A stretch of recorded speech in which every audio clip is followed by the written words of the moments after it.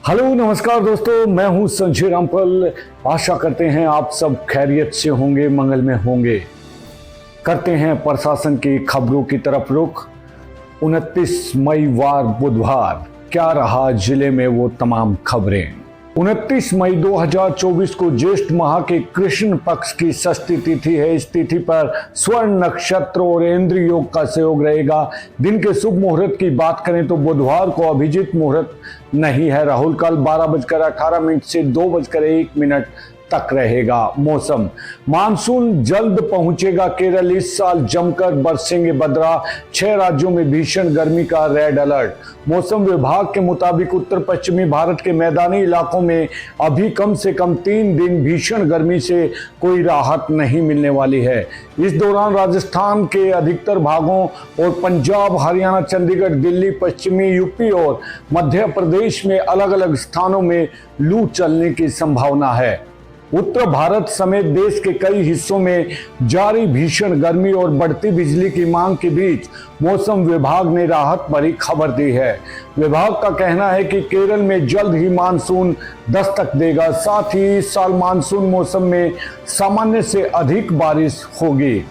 मौसम विभाग के महानिदेशक मृत्युंजय महापात्र ने कहा है कि केरल में अगले 5 दिन में दक्षिण पश्चिमी मानसून ने दस्तक देने की अनुकूल परिस्थितियां बन रही हैं।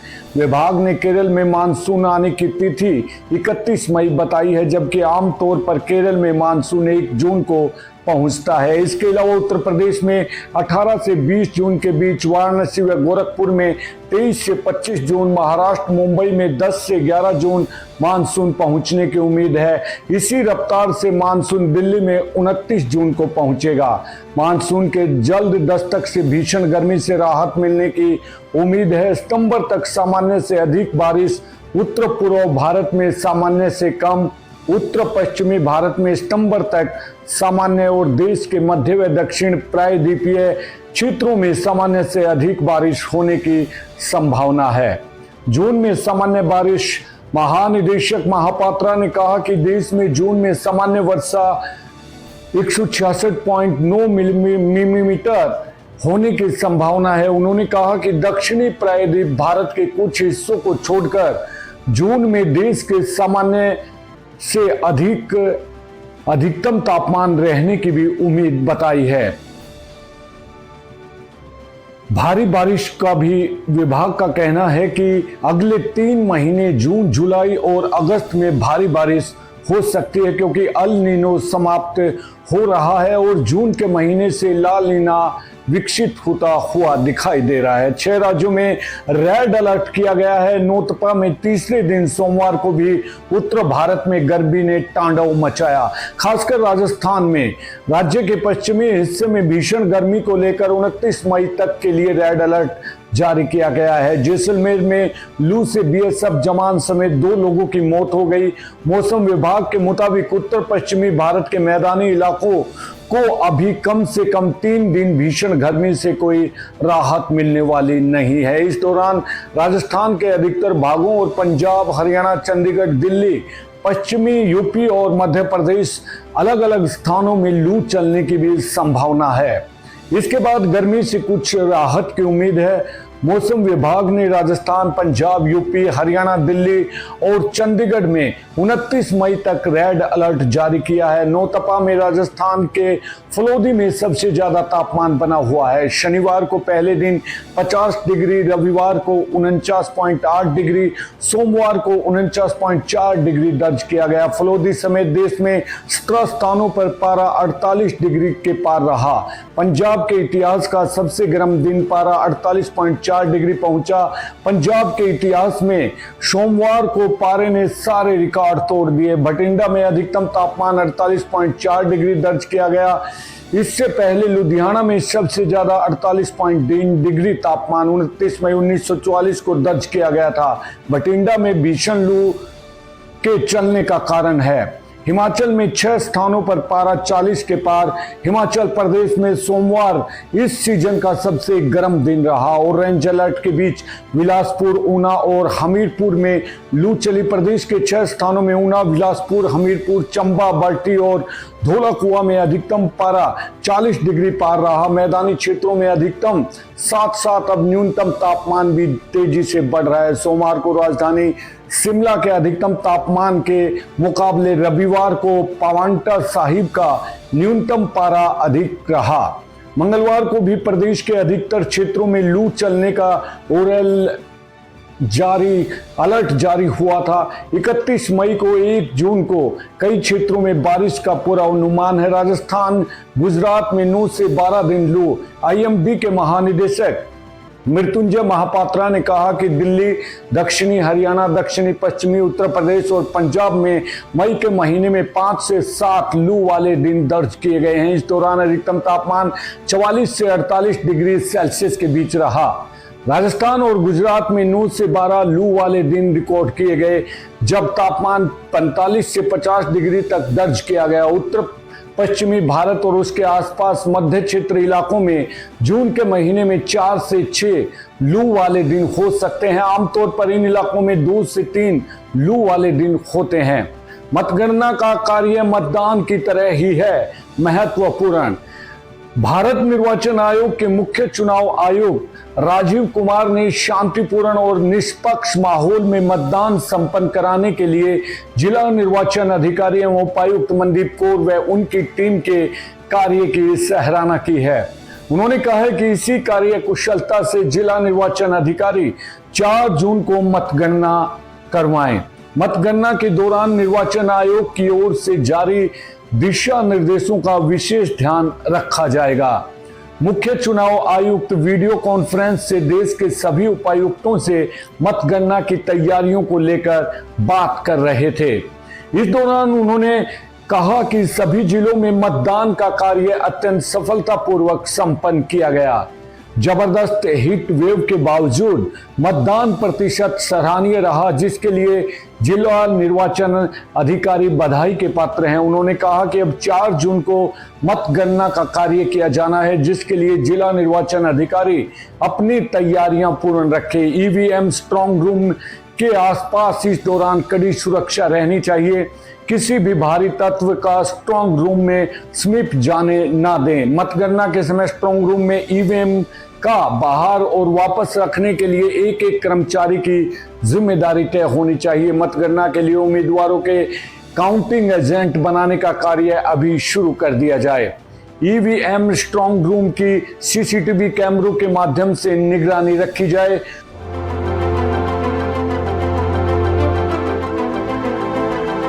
This is one of the most important and critical conference which happens once in 5 years in the cycle of elections in the country. And the entire might of the country, entire bureaucracy is here today. All chief secretaries, all DGs, all senior officers of the states. So one can imagine and understand and appreciate the kind of might it has. Globe over, there are around 70 countries which are going to elections this year in 2024, and everybody is looking towards us, we being the largest, we being the oldest democracy.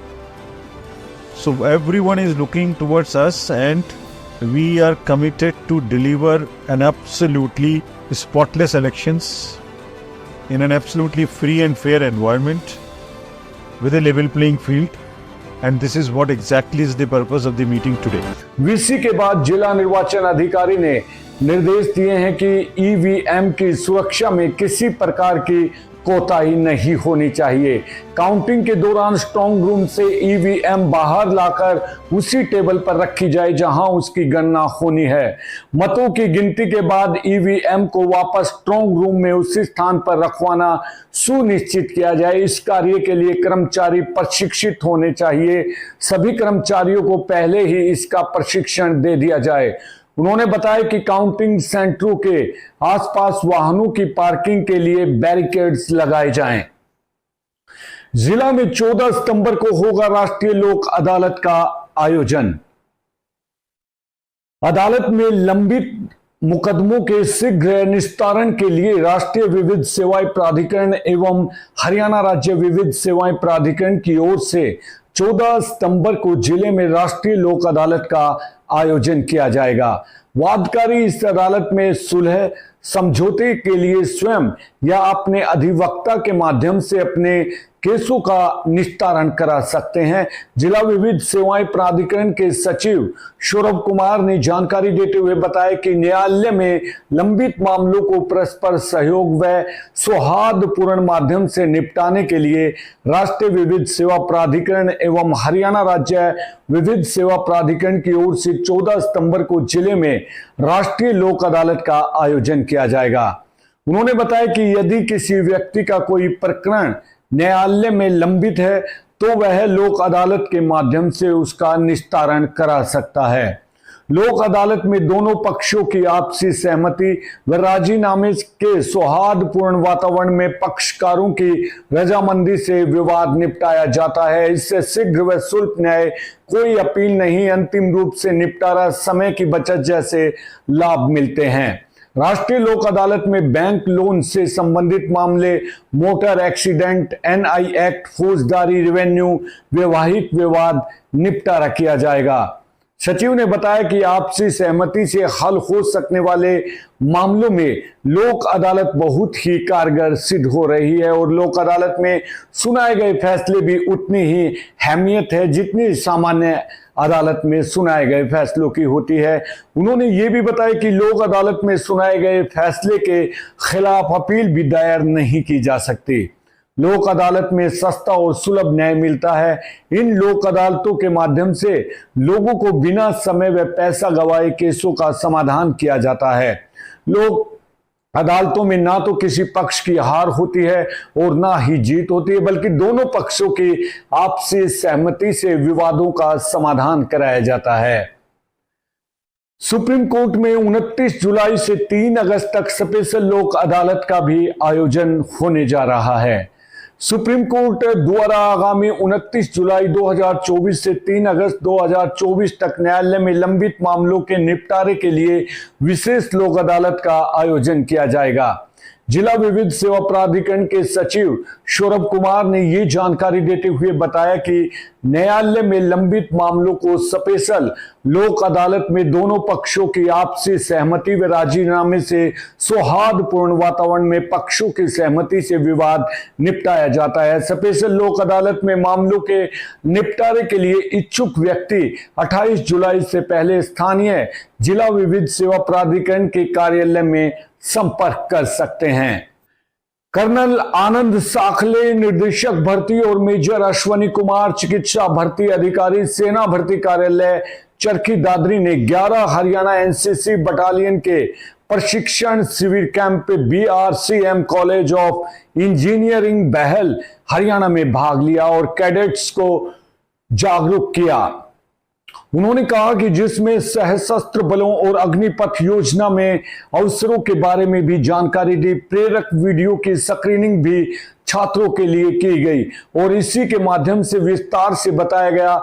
महिलाओं के लिए सशस्त्र बलों में अधिकारी और सैन्य nursing सेवाएं के रूप में चयन के बारे में भी जानकारी दी। कर्नल आनंद साखले निर्देशक भर्ती ने बताया कि भारतीय सेना में शामिल होने के लिए ITI पाठ्यक्रम में लाभ के बारे में ज्यादा जोर दिया। साल 2022 से अग्निपथ योजना में ITI के छात्रों को बोनस अंक भी दिए जा रहे हैं, जो 10+ ITI में 2 साल का कोर्स के लिए 20 से 10+ 2 से 3 वर्ष का डिप्लोमा 30 और 12+ ITI में 1 साल के कोर्स के लिए 30 और 12+ ITI में 2 साल का कोर्स के लिए 40 और 12+ डिप्लोमा धारक के लिए 50 अंक है। नए भर्ती नियमों के बारे में जानकारी देते हुए 2024 भर्ती प्रक्रिया नवंबर महीने में भीम स्टेडियम भिवानी में की जाएगी।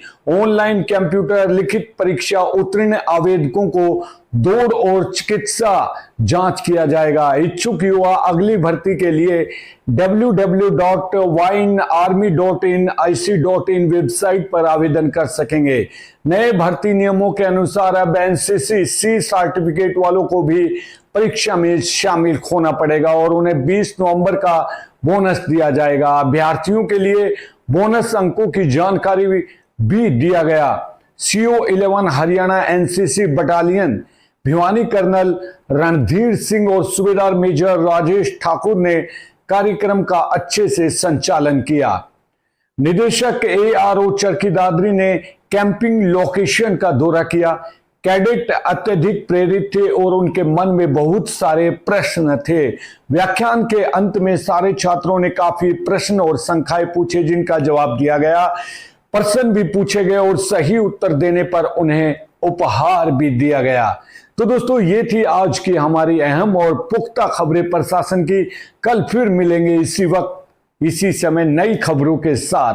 आप अपना ख्याल रखिए, सुरक्षित रहिए, गर्मी से बचे रहिए और एक छोटी सी विनम्र अपील जाते जाते कि आप अपनी घरों की छतों पर बेजुबान परिंदों के लिए पानी का और दाने का अवश्य प्रबंध करें। नमस्कार।